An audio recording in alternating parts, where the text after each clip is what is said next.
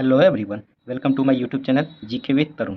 आज से बिहार दरोगा का सेट लगाते हैं। ये सेट संख्या 1 है।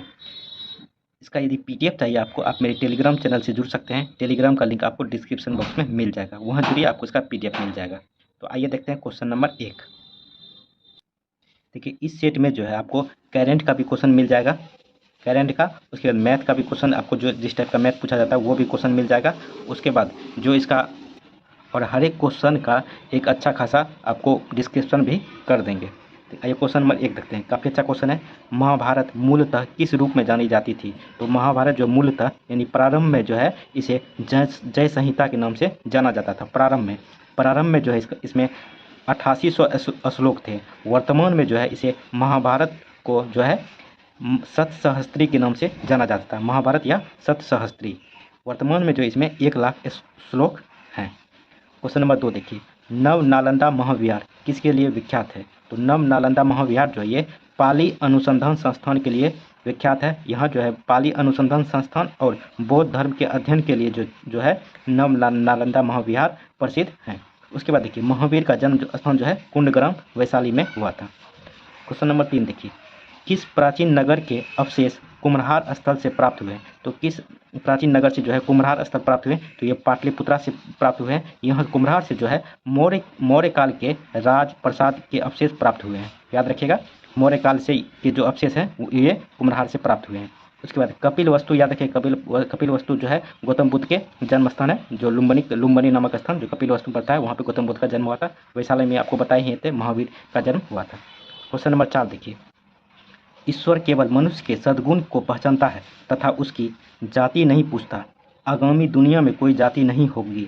यह सिद्धांत किस भक्ति संत का था? तो ये जो कथन जो है किस सिद्धांत जो दिया था किस भक्ति संत ने दिया था? तो ये गुरु नानक ने दिया था, गुरु नानक ने। आइए क्वेश्चन नंबर 5 देखते हैं। कौन सा स्मारक फतेहपुर सीकरी में नहीं है? तो फतेहपुर सीकरी में कौन सा जो है स्मारक नहीं है? तो अकबरी महल जो है ये फतेहपुर सीकरी में नहीं है, ये जो है आगरा में है। ठीक है, देखिए स्वर्ण महल, पंचमहल, उसके बाद जोधाबाई का महल, ये फतेहपुर सीकरी में है। देखिए फतेहपुर सीकरी का निर्माण जो है अकबर ने करवाया था। इसके स्टार्ट जो है 1572 ईस्वी में स्टार्ट कर दिया गया था और 8 वर्षों के बाद जो है फतेहपुर सीकरी का निर्माण हुआ था। 8 वर्ष लगा था फतेहपुर सीकरी का निर्माण होने में। क्वेश्चन नंबर 5 देख लिया। आइए छोड़ देखते हैं क्वेश्चन नंबर 6। टोटल 100 क्वेश्चन होगा इसमें, तो आप लोग धैर्य से वीडियो देखते रहें। देखिए क्वेश्चन नंबर 6, पटना के किस सिख गुरु का जन्म हुआ है? तो पटना में जो किस सिख गुरु का जन्म हुआ है? तो गुरु गोविंद सिंह का जन्म जो है पटना में हुआ है। देखिए गुरु गोविंद सिंह ने जो है खालसा पंथ की स्थापना की थी।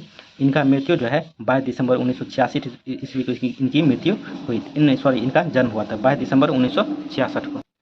तो 1966 में इनका जन्म हुआ था। देखिए 22 दिसंबर 1666 ईस्वी को इनका जन्म हुआ था।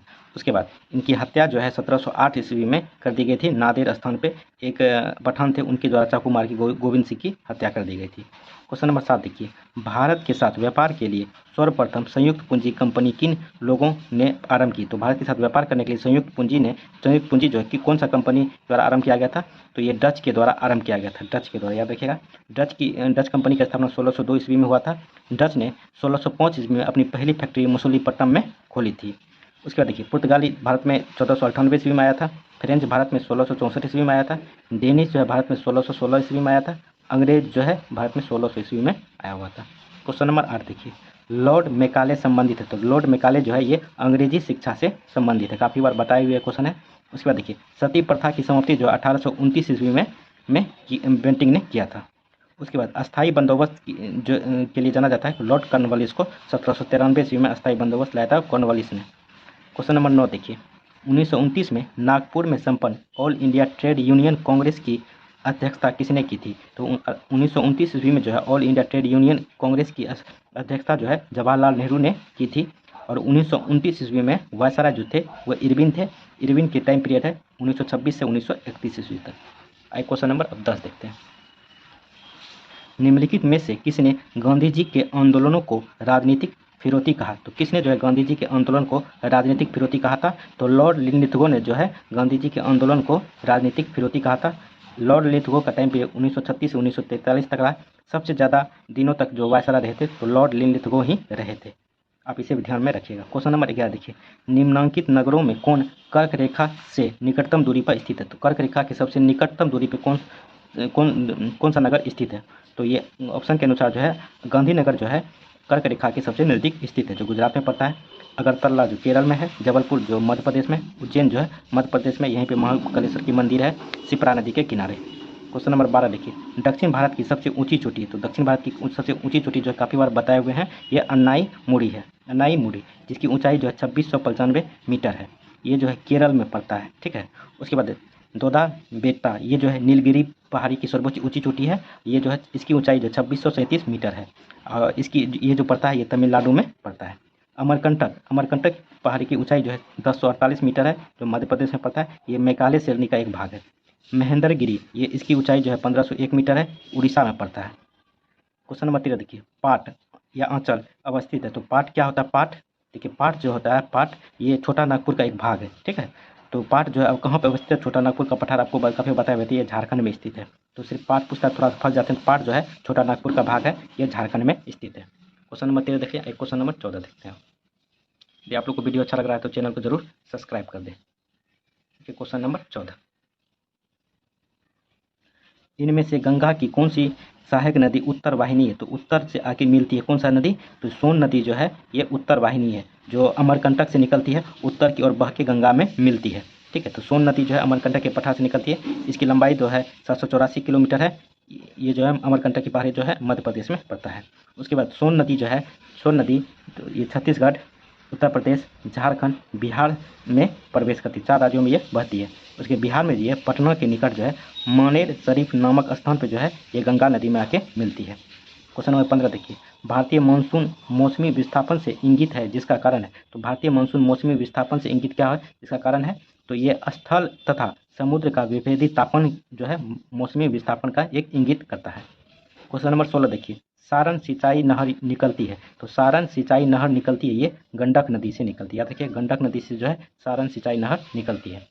क्वेश्चन नंबर 17 देखिए, देश में प्रथम कृषि विश्वविद्यालय की स्थापना किस वर्ष हुई थी? तो देश में प्रथम कृषि विश्वविद्यालय की स्थापना जो है 1960 ईस्वी में किया गया था। जब किया गया था तो इसका भाग जो है उत्तराखंड में पड़ता था। जब ये अलग हुआ तो ये उत्तराखंड में ही चला गया, ठीक है। तो अब यूपी में पड़ता, अब पहले यूपी ही था, ठीक है, यूपी ही में पड़ता था। जब अलग हुआ तो ये उत्तराखंड में चला गया, ठीक है। तो 1972 में जो है इसका नाम बदल के गोविंद वल्लभ पंत कर दिया गया है। तो कृषि विश्वविद्यालय की स्थापना, प्रथम कृषि विद्यालय की स्थापना का नाम अभी फिलहाल में गोविंद वल्लभ पंत है। आप इसे भी ध्यान में रख सकते हैं। क्वेश्चन नंबर 18 देखिए, भारत में एकमात्र राज्य जो केसर का उत्पादन करता है। तो काफ़ी बार बताए हुए केसर का एकमात्र राज्य भारत में जो है जम्मू कश्मीर है। जम्मू कश्मीर के जो है पंपोर क्षेत्र में जो है केसर का उत्पादन होता है। और उसके बाद केसर को जो है 2020 ईस्वी में जीआई टैग मिला हुआ था। और सबसे अधिक केसर जो है विश्व में ईरान में होता है। आप इसे भी ध्यान में रख सकते हैं। क्वेश्चन नंबर 19 देखते हैं। क्वेश्चन नंबर 19 देखिए, निम्नलिखित में से किस राज्य का क्रोमाइट उत्पादन में लगभग एकाधिकार है? तो क्रोमाइट सबसे अधिक भारत में कहाँ किस राज्य में होता है? तो उड़ीसा में होता है। एकाधिकार है उड़ीसा क्रोमाइट के उत्पादन में। यहाँ 96% जो है उत्पादन होता है क्रोमाइट का उड़ीसा में। क्वेश्चन नंबर 20 देखिए, बिहार में डालमिया नगर किसके लिए प्रसिद्ध है? काफ़ी बार बताए हुए ये डालमिया नगर जो है सीमेंट के लिए प्रसिद्ध है। डालमिया नगर जो है ये रोहतास का एक जगह है, वहीं पे ये सीमेंट के लिए प्रसिद्ध है। क्वेश्चन नंबर 21 देखिए, दिसंबर 2018 तक के अनुसार विश्व के निम्न देशों में से किस देश में सबसे अधिक भारतीय आबादी है? तो सबसे अधिक भारतीय आबादी किस देश में है? तो ये संयुक्त राज्य अमेरिका में, यूएसए में सबसे ज़्यादा है। यहाँ पे 44.6 लाख व्यक्ति भारतीय अमेरिका में रहते हैं। उसके बाद देख लेते हैं कुछ इधर संयुक्त अरब अमीरात में जो है भारतीय लोग 34.26 लाख लोग रहते हैं। और मलेशिया में 29.88 लाख लोग जो है मलेशिया में रहते हैं। क्वेश्चन नंबर 22 देखिए, निम्नलिखित में से सुमेलित नहीं है। कौन सा जो है सुमेलित नहीं है? पहले नहीं है उसको देख लेते हैं। देखिए, डाउन्स दिया हुआ है उष्णकटिबंधीय घास का मैदान। तो ये उष्णकटिबंधीय घास का मैदान में नहीं पाया जाता है, ये जो है शीतोष्ण कटिबंधीय घास का मैदान में पाया जाता है, ठीक है। उसके बाद डाउन्स जो है ऑस्ट्रेलिया के क्षेत्र में रहता है। जो सही है उसको भी देख लेते हैं। देखिए, स्टेपीज ये शीतोष्ण कटिबंधीय घास का मैदान, सेलवा उष्ण कटिबंधीय वन, टेगा शीतोष्ण कटिबंधीय वन में पाया जाता है। क्वेश्चन नंबर 23 देखते हैं। यदि आप लोग को वीडियो अच्छा लगा तो चैनल को जरूर सब्सक्राइब कर दें। देखिए क्वेश्चन नंबर 23, निम्नलिखित में से कौन सा सुमेलित नहीं है? जो नहीं है पहले उसको देख लेते हैं। देखिए चीन की राजधानी दिया हुआ शंघाई, तो चीन की राजधानी शंघाई नहीं है, बीजिंग है। तो इसको सही करके बता दी। अब जो सही है उसको देख लेते हैं।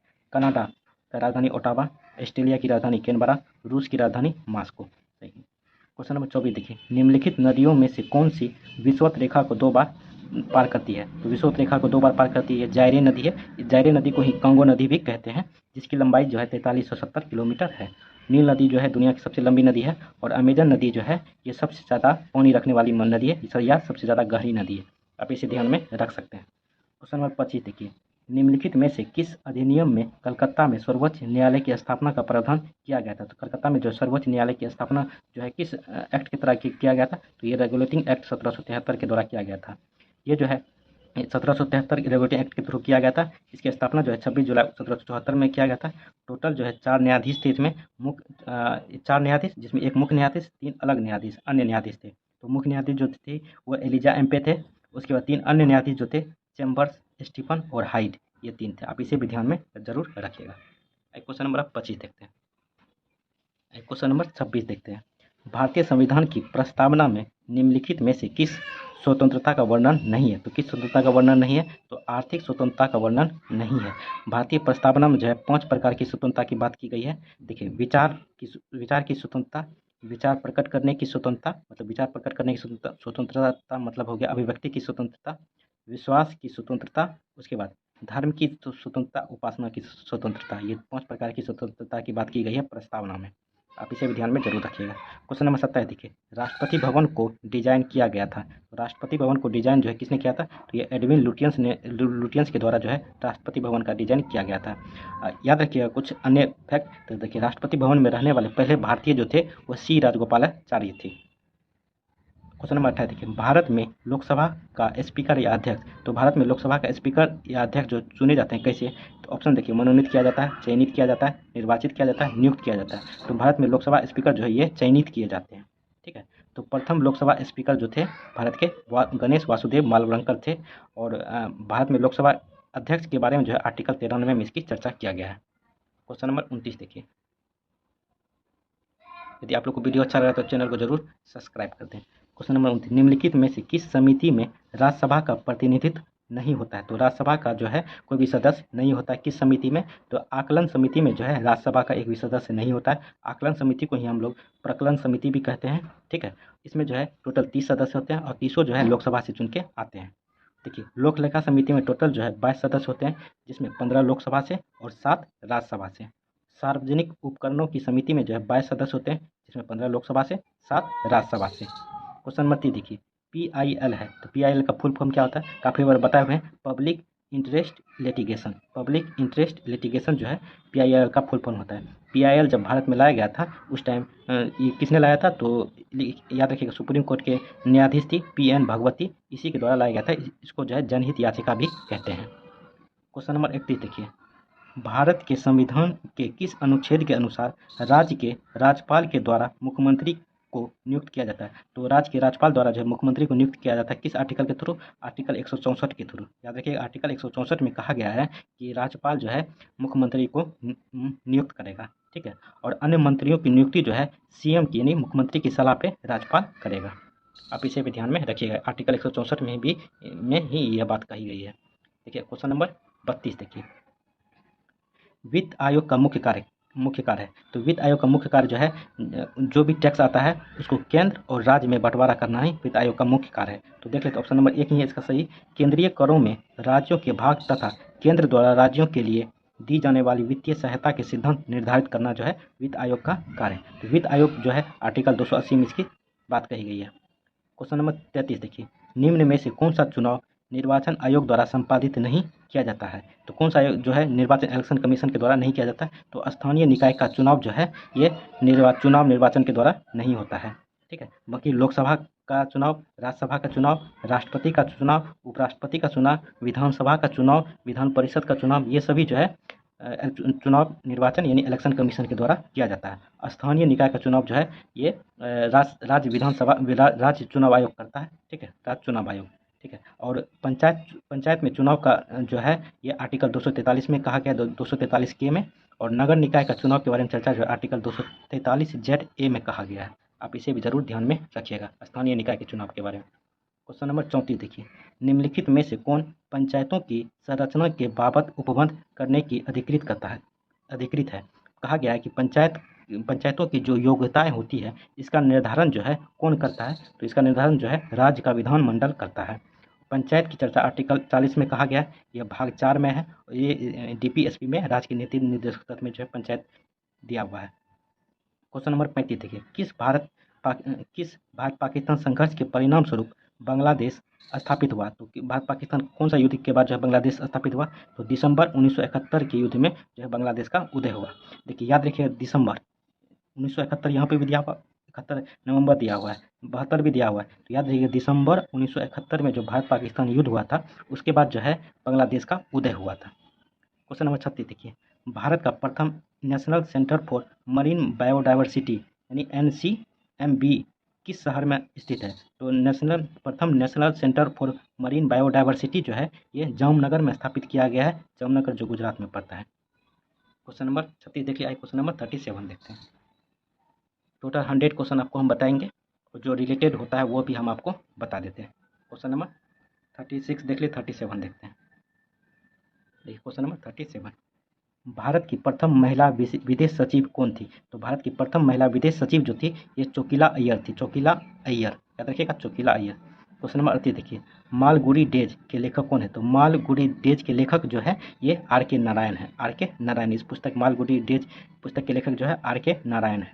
क्वेश्चन नंबर 39 देखिए, 1949 में निम्नलिखित में से भारत सरकार द्वारा नियुक्त राष्ट्रीय आय समिति के अध्यक्ष कौन थे। तो 1949 ईस्वी में जो भारत सरकार द्वारा नियुक्त राष्ट्रीय आय समिति बनाया गया था तो इसके अध्यक्ष कौन थे, तो इसके अध्यक्ष जो थे PC महालनोबिस थे। इसमें टोटल 3 सदस्य थे, 3 में से एक सदस्य अध्यक्ष थे, बाकी 2 सदस्य थे। 2 सदस्य में से आप एक सदस्य ये थे डॉक्टर R. गॉडगिल और एक सदस्य VKR.V. राव थे।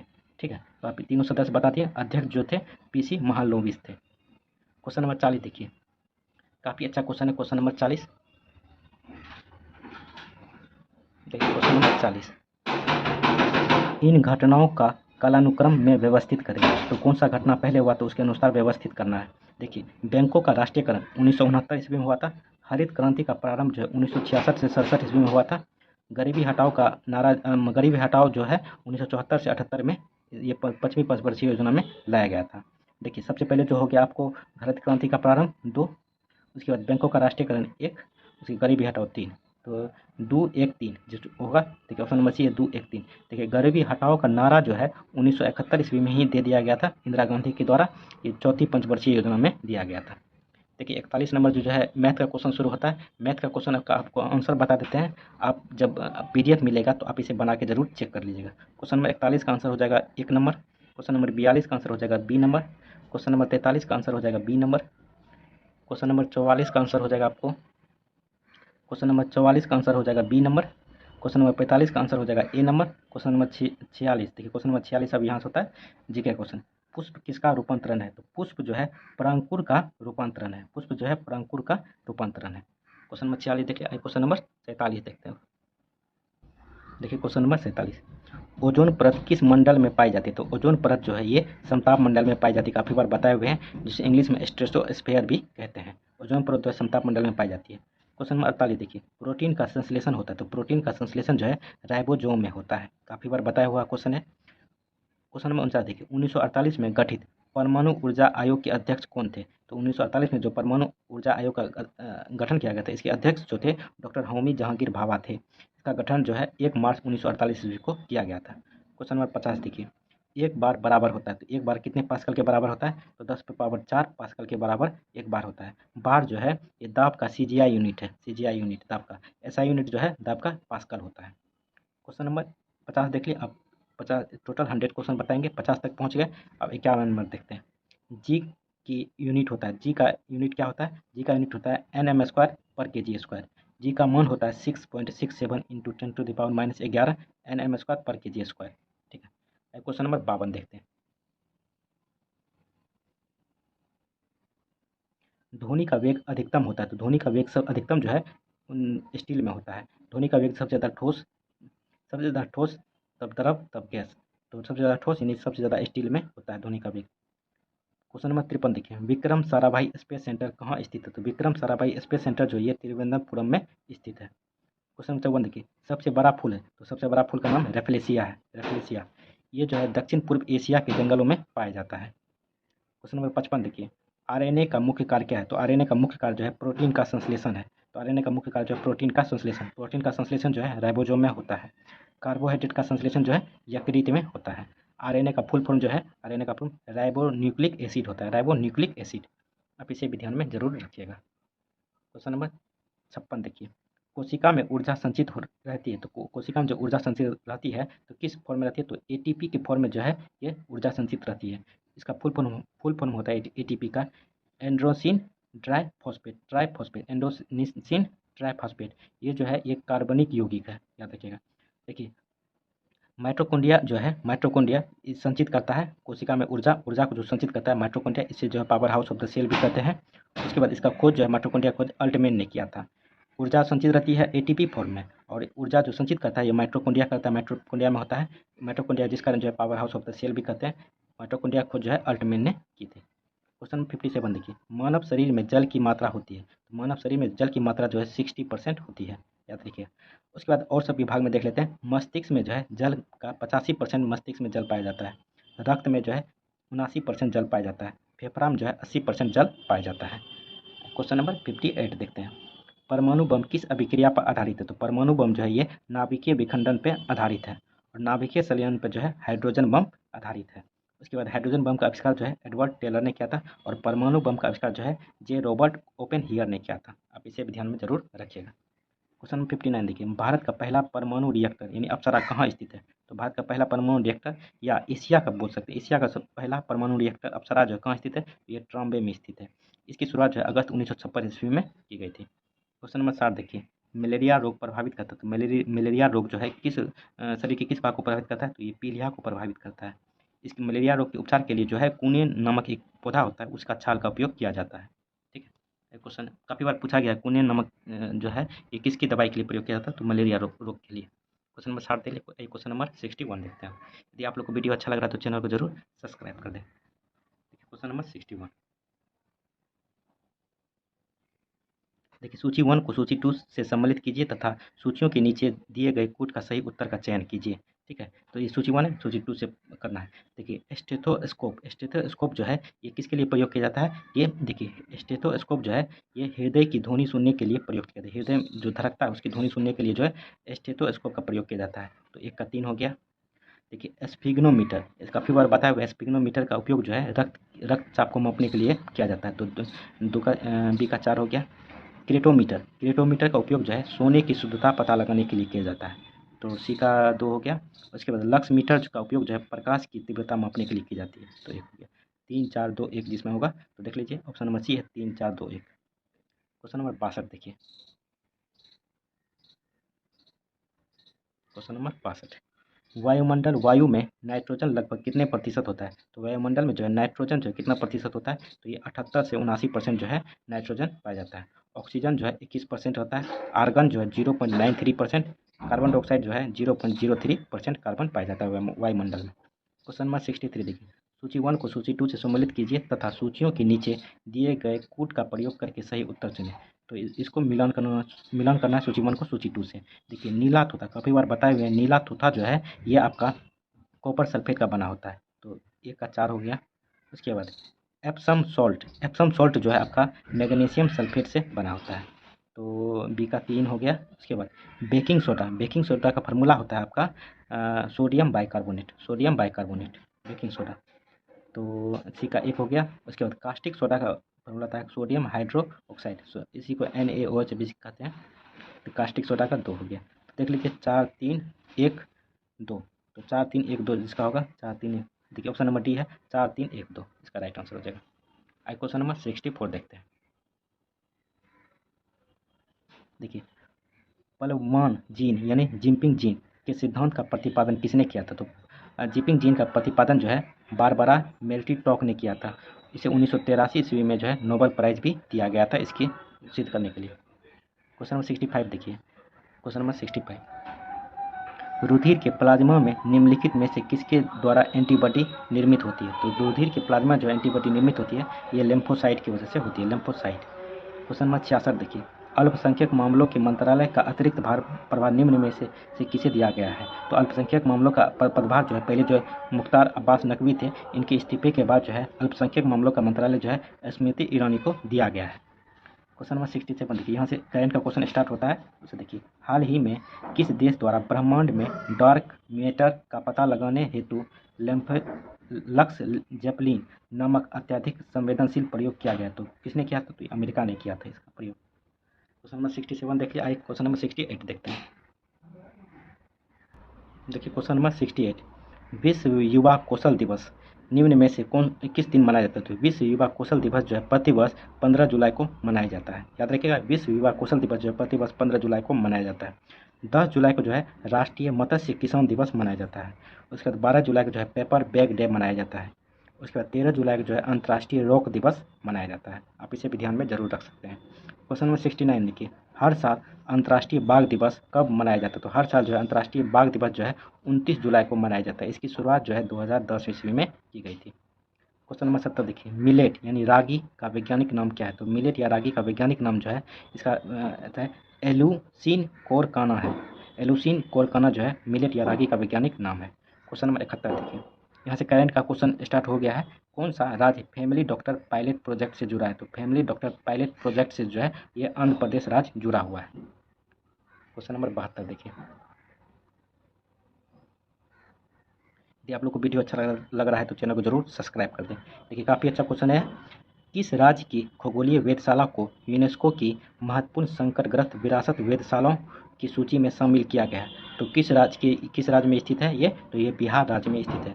बिहार में जो है मुजफ्फरपुर में ये वेधशाला स्थित है, जिनका नाम है LS कॉलेज मुजफ्फरपुर। ठीक है, इसको जो है इसका स्टार्ट जो 1916 ईस्वी में किया गया था, इसको 1995 ईस्वी में इसको सील कर दिया गया था। उसके बाद जब इसमें सर्वे किया गया तो इसमें देखा गया कि बहुत सारे सामान जो है यहाँ से गायब हैं, तो इसलिए इसको जो है महत्वपूर्ण संकटग्रस्त विरासत वेधशालाओं में सूची में किया गया, जो बिहार में स्थित है। क्वेश्चन नंबर 73 देखिए, विश्व का सबसे बड़ा तेरता सौर ऊर्जा संयंत्र किस राज्य में बनाया गया? तो विश्व का सबसे बड़ा तेरता सौर ऊर्जा संयंत्र जो है ये मध्य प्रदेश में बनाया गया है। आइए क्वेश्चन नंबर 74 देखते हैं। यदि आप लोग को वीडियो अच्छा लग रहा है तो चैनल को जरूर सब्सक्राइब कर दें। भारत सरकार ने राजपथ का नाम परिवर्तित करके क्या रखा है? तो भारत सरकार ने राजपथ का नाम परिवर्तित करके जो है कर्तव्य पथ रखा है। कर्तव्य पथ, इसका नाम परिवर्तित 2022 ईस्वी में किया गया था। ठीक है, पहले इसका नाम राजपथ था, राजपथ का नाम बदल करके कर्तव्य पथ किया गया है 2022 में। देखिए औपनिवेशिक काल में जो है राजपथ नाम नहीं था, इसका नाम था, राजपथ का नाम था किंग्सवे पथ। ठीक है, किंग्सवे नाम था। आज़ादी के बाद इनका नाम बदल के राजपथ कर दिया गया। 1961 में जो इसका नाम राजपथ किया गया था। अब इधर 2022 में राजपथ का नाम बदल के कर्तव्य पथ कर दिया गया है।